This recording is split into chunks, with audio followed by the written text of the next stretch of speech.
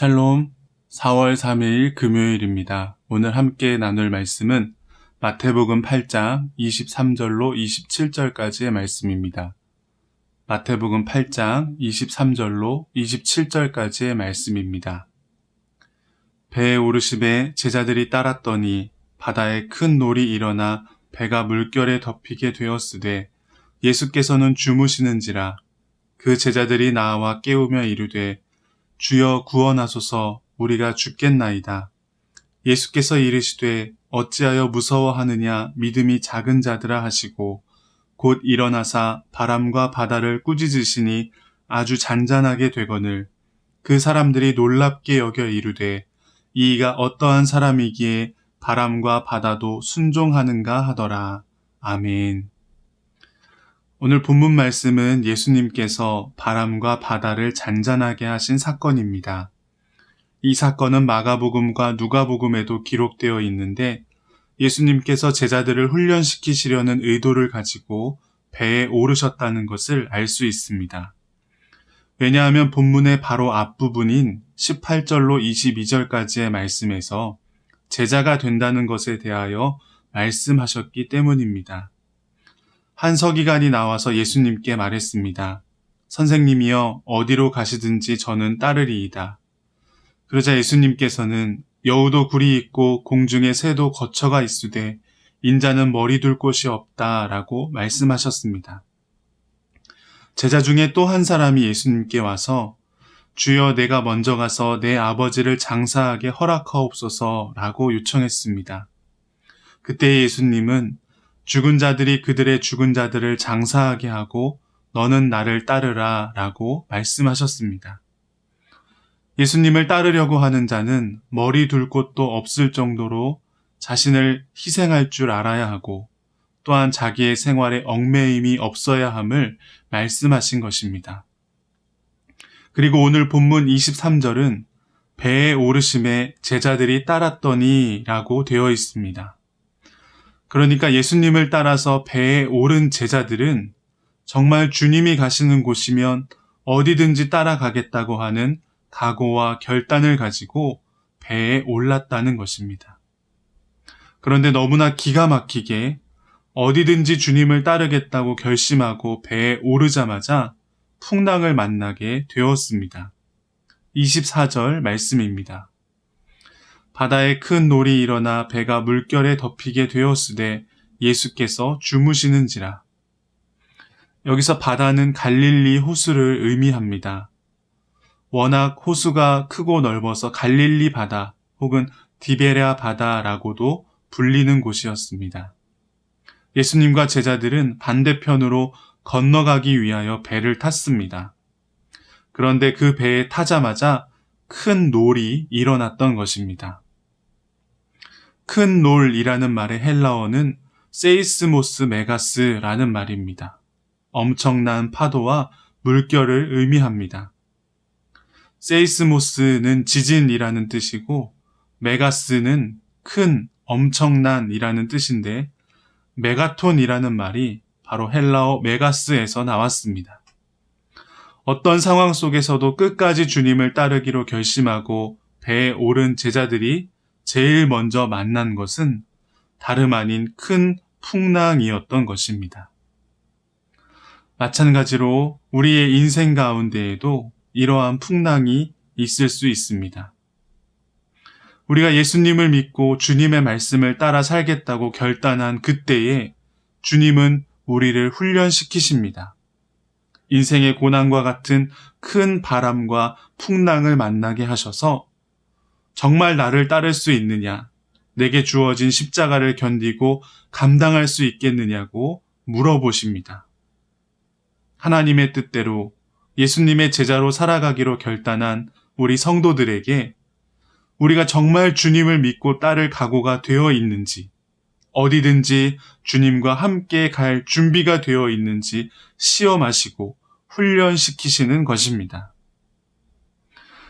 그런데 이해하기 어려운 것은 이런 큰 풍랑 속에서도 예수님은 평안하게 주무시고 계셨다는 것입니다.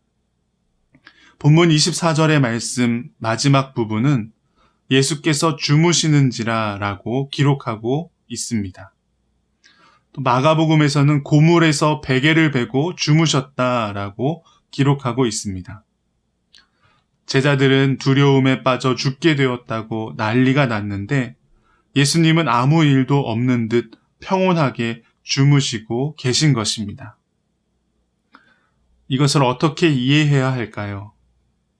예수님이 풍랑이 있는 바다 한가운데에서도 평안히 주무셨던 것은 너무 피곤하셨기 때문도 아니고 제자들이 만난 어려움에 관심이 없으셨기 때문도 아닙니다. 예수님의 주무심은 상당히 의도적인 것이었습니다. 그것을 통하여 무엇인가 제자들에게 주기를 원하시는 메시지가 있었던 것입니다. 그것은 바로 내가 너희와 함께하니 너희는 어떠한 환난이나 풍랑을 만나더라도 두려워하지 말고 안심하라 라는 것이었습니다. 앞으로 제자들이 만나게 될 더 큰 시험과 풍랑을 이겨낼 수 있도록 미리 훈련시키신 것입니다. 예수님은 살려달라고 부르짖는 제자들에게 이렇게 말씀하십니다. 26절 말씀입니다. 예수께서 이르시되 어찌하여 무서워하느냐 믿음이 작은 자들아 하시고 곧 일어나사 바람과 바다를 꾸짖으시니 아주 잔잔하게 되거늘. 예수님은 어찌하여 무서워하느냐 믿음이 작은 자들아 라고 하시며 제자들을 꾸짖으십니다. 그리고 이어서 바람과 바다도 꾸짖으셨습니다. 오늘 본문 마태복음에서는 제자들의 믿음을 먼저 나무라신 후에 바람과 바다를 꾸짖으셨습니다. 그런데 마가복음에서는 먼저 풍랑을 꾸짖으시고 후에 제자들의 믿음 없음을 나무라셨습니다. 같은 사건을 기록하면서도 왜 꾸짖는 순서를 서로 다르게 기록했을까요? 아마 마태와 마가가 의도하는 부분이 있었을 것입니다. 추측해보자면 인생의 풍랑을 잠재우기 전에 먼저 우리의 마음의 풍랑을 잠재워야 하실 때가 있고 먼저 풍랑을 잠잠케 하신 후에 마음의 풍랑을 잠잠하게 하실 때가 있다는 것입니다. 예수님은 하나님의 아들이시며 온 천지를 창조하신 창조주이십니다. 바람과 바다도 주님의 것입니다. 예수님은 풍랑을 잠잠하게 하실 수도 있고 더욱 거세게 하실 수도 있습니다. 마찬가지로 예수님은 우리를 높이기도 하시고 낮추실 수도 있습니다. 우리를 살리기도 하시고 죽이기도 하실 수 있습니다. 우리의 생각에는 그저 우리를 높이기만 하시고 살리기만 하셨으면 좋겠지만 주님은 그것을 믿음이라고 말씀하지 않으십니다. 중요한 것은 주님이 우리와 함께 계신다는 것을 아는 것입니다. 바람과 파도를 잔잔하게 하실 능력이 주님에게 있다는 것을 믿는 것입니다. 그래서 우리가 오직 주님을 신뢰하고 어떠한 풍랑 속에서도 평안할 수 있는 믿음을 가지는 것, 그것이 중요하다는 것입니다. 물론 큰 풍랑이 있는 바다 앞에서 두려워하지 않을 사람은 아무도 없습니다. 주무시고 계시는 예수님을 깨우지 않을 수 없습니다. 예수님은 우리의 다급한 요청, 우리가 죽게 되었습니다. 우리를 살려주옵소서라고 외치는 목소리를 외면하지 않으십니다.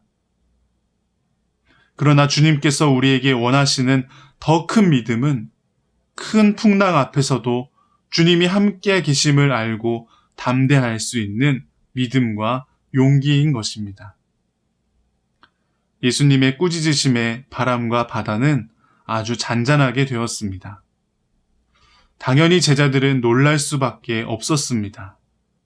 방금 전까지만 해도 자신들을 삼킬 것처럼 덤벼들던 바람과 파도가 주님의 말씀 한마디에 잠잠하게 되었기 때문입니다. 27절 말씀입니다.